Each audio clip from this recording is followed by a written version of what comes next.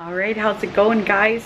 So I am making apple cider jelly. I'm gonna call it apple cider jelly because I did add cinnamon, nutmeg, and a little bit of cloves to it. It tastes incredible. Honestly, you could drink it right from the bowl. I made a video last night asking if you guys wanted to see it. And you guys wanted to see the video, so I can't show you the beginning steps, but I'm going to tell you exactly what I did. I'm going to spin you around. I'm going to show you my pot and tell you what's in here. Okay, so in my Instant Pot, I have an 8-quart Instant Pot. I put 10 cups of water. I ended up putting about 10 pounds of apples. I started with 8 pounds and then I ended up adding a couple more. 4 cinnamon sticks, some nutmeg, some cloves, and I've just been letting it slow cook here on the slow cook. I started on the high for about an hour, and then I turned it down to low, and I let it slow cook here, about I want to say about 18 hours. So this is beautiful and it is fantastic. So I'm going to be straining this now, okay? I'm going to take you over to my sink, show you what I have. I have a strainer here. I have double cheesecloth. This cheesecloth is fantastic. I get it from Grove Collaborative. I'll leave a link to it down below. And then I have my pot underneath. Don't forget to put your pot under your colander. Don't want to strain it right into the sink. Ask me how I know that. It was a rookie mistake when I first started making jelly. Okay, so, but I've never made apple cider jelly from scratch before. I've always used a bottled juice. So this is my first time doing it from apples. Now, I'm going to strain that into my pot here. Actually, I think I might choose another pot because what I want is only 6 cups of juice. So 6 cups of juice. We're going to add 6 cups of sugar to it. It's equal parts. I know it's a lot of sugar, but you know what? It's jelly, and you're not going to eat a whole, hopefully you won't eat a whole jar of it. You're only going to be using a teaspoon when you put it on some toast. I am choosing to add a little bit of pectin to mine because I want to make sure it has a really good set to it. I really don't like loose jelly. So I'm going to add a little bit of pectin to mine. You don't have to add it to yours if you don't want. You can just keep cooking it down if you want. I don't want to take any chances, and I really don't like loose jelly. So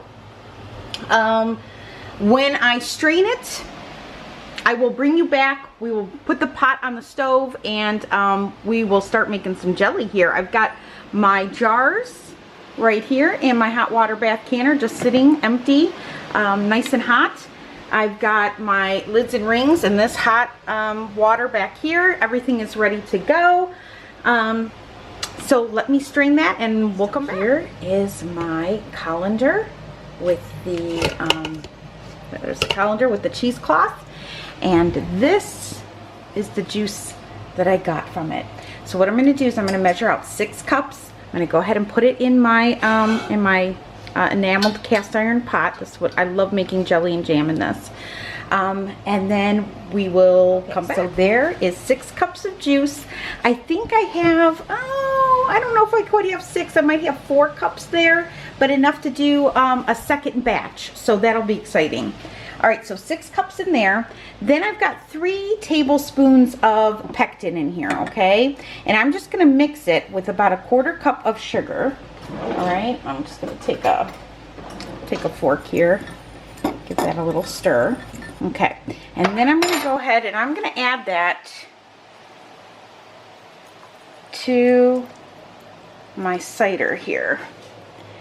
And then I'm gonna go ahead and turn this on. Medium heat. Make sure that's centered. And we're going to bring this to a boil. When I bring this to a boil, then we're going to go ahead and add the rest of our sugar. Now, you do not have to do it this way. You can go ahead and do just sugar and no pectin if you want. Plenty of different recipes out there that you can follow. This is just the way that I'm going to try it. So here we go. Oh my gosh, I'm so excited, and my house smells incredible. Okay guys, as you can see, it is to a boil. So we're gonna go ahead and add the rest of the sugar.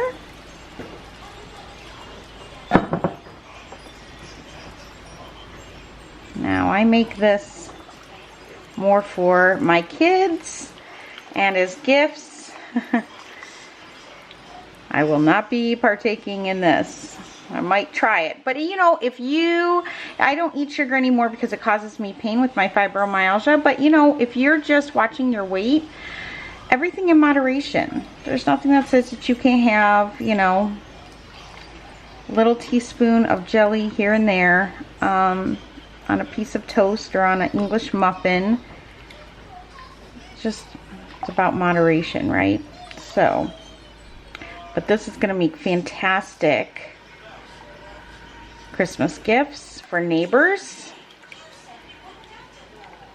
And my older boys love taking jelly home with them.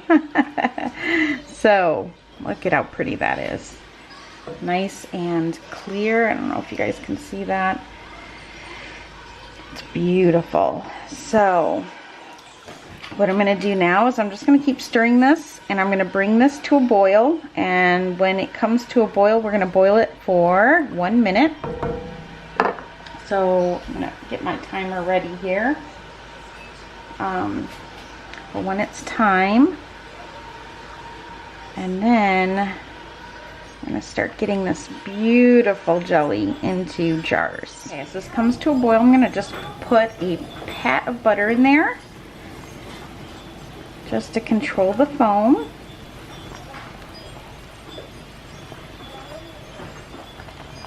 And now that we are at a rapid boil, I'm going to go ahead and set my timer for 1 minute. There we go. And then I do have some spoons in the freezer so we can check the sets. And that's going to go off, and I'm going to grab my spoon. One. I'm going to test the set on that. And I want it a little thicker than that, so we're going to go ahead and boil this an additional minute. So set the timer for 1 more minute. Okay, so I actually had to let this boil for a couple minutes longer because I just didn't like the set yet on this, but I'm starting to see it now. I'm looking for it to get nice and thick off that spoon. I don't know if you can see those drops. See how it's thickening up? See that? Yeah, see, now we're getting there. All right, so I'm gonna grab another frozen spoon. I always keep several in the freezer when I'm making jelly. All right, so let's dip that. See how that comes off.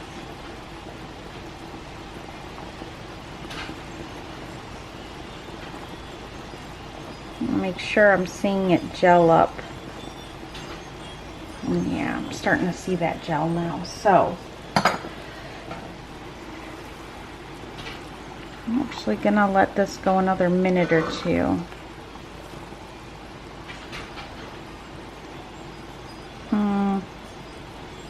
I think we're right about there. That's coming off that spoon nicely now. See how it's gelling up? I'm gonna make sure. Oh, there's nothing worse than a loose set jelly. Just nothing worse. So I want to make sure that this has a really nice set to it. Patience is a virtue when making jelly or jam. Yeah, that's nice. Yeah, we're there. Okay, I'm gonna go ahead and shut this off. I'm gonna move you guys back and get my jars out, and let's get them filled. So when water bath canning, I always fill 1 jar at a time because I never want to expose my jars to any contaminants or anything because they're not being pressure canned. So I'm gonna go ahead and, where's my funnel? Where's my funnel? Where's my funnel? There we go. All right. Go ahead and get this jar filled. I'm gonna fill this to between a half and a quarter inch headspace. See, I always like to grab an extra jar here, just out of a cabinet, just to keep my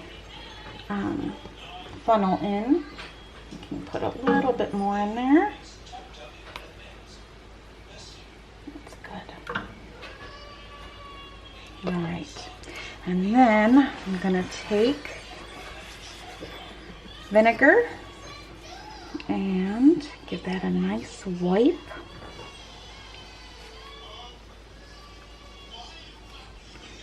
Okay.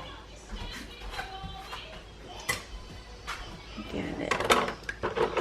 A lid on this.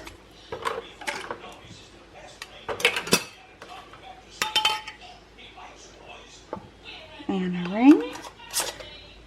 And grab a towel here so I can actually touch it. Fingertip tight. And there you have it. Ooh, so beautiful. All right, I'm gonna keep going here. Getting these jars filled. I do use jelly jars for this just because, like I said, I give them away as gifts. So, you can buy some pretty ones if you want, if you know you're giving them away. But this and a fresh baked loaf of my Christmas bread. And it's such a nice gift for neighbors or, you know, friends. I give it to my doctor's office. Matt takes these kinds of things to work with him around the holiday. It's just really, it's a nice gift, and it's a gift that many people really appreciate because many people don't can. Especially something like this. So, that and baking bread, right? Can't think of a better gift personally. So, let me get another lid here.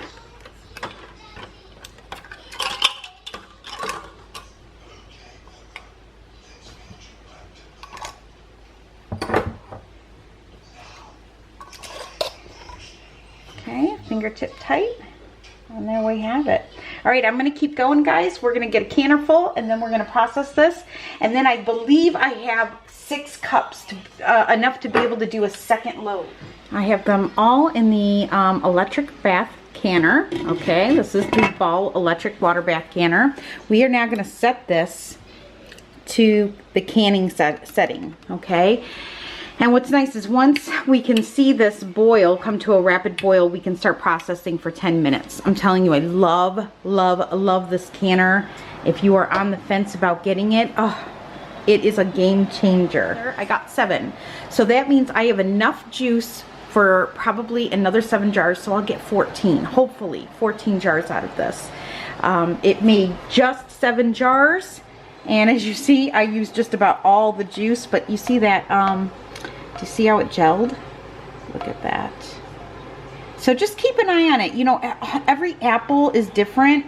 Every batch that you make is going to be different. So, you know, just roll with it. Don't get stressed out. You know, if it's not gelling, just give it a little more time. It will eventually get there. So, look at that. That's going to make the best apple cider jelly. All right. I'm going to bring that to a rapid boil. Then I'm going to set the timer, process it for 10 minutes. And then in the meantime, I'm going to get started on cooking up my second batch. So this batch will be ready when this one is ready to come out of the canner, just about. And yeah, oh my gosh, I'm so excited, you guys. And it is a beautiful day here in northern Michigan. It's the perfect Sunday to can, right? Hey guys. Here they are. So pretty, right? Well, they're super hot, but let me just pick one up so you guys can see that. Oh, so beautiful, so beautiful. So I am on the second batch now. I'm also making some Michigan maple honey oat bread for my neighbor. I'm going to give him a loaf of bread and a jar of jelly. And yeah, beauties. I am so glad. I'm so glad that I tried it this way. I know it's a longer process than making jelly from juice, but the taste is so incredible. And as somebody who just enjoys the whole experience of canning, what a fun way to spend my Sunday. Very relaxing. This is like, it's like therapy. It's like food for my soul. So I hope you guys give this a try. If you've never made apple jelly from scratch, this is super easy, especially if you have an Instant Pot. If you don't have an Instant Pot, I'm sure you could do it the same in a crock pot. I'm pretty sure you might have to turn it on high to do it. I know I've made apple butter in a crock pot, and I've also made applesauce in a crock pot. So give this a try. And if you do, let me know how it goes for you. And if you make it this way, let me know. Just comment down below. I love sharing these experiences with you guys. It's so much fun. So thanks for hanging out with me for the first time I've ever made apple cider jelly. That's what I'm calling it. This has been a ton of fun. All right, I'm gonna be seeing you soon. I've got a couple more videos coming up for you guys. I have a French press coffee video because some of you asked me about French press and how to do it and what I have, what I use. So I'm gonna make that video for you. And I also am going to be doing a video response to somebody, and somebody also requested a Pilates reformer video. Now that video is not gonna be for everybody, but she really wants a reformer machine and she wants to take a look at one. So when I have mine out tomorrow doing my workout, I will just make a quick video and show you what my reformer looks like and how much I love it. So I'll be seeing you soon. All right, thanks for hanging out with me. Bye guys.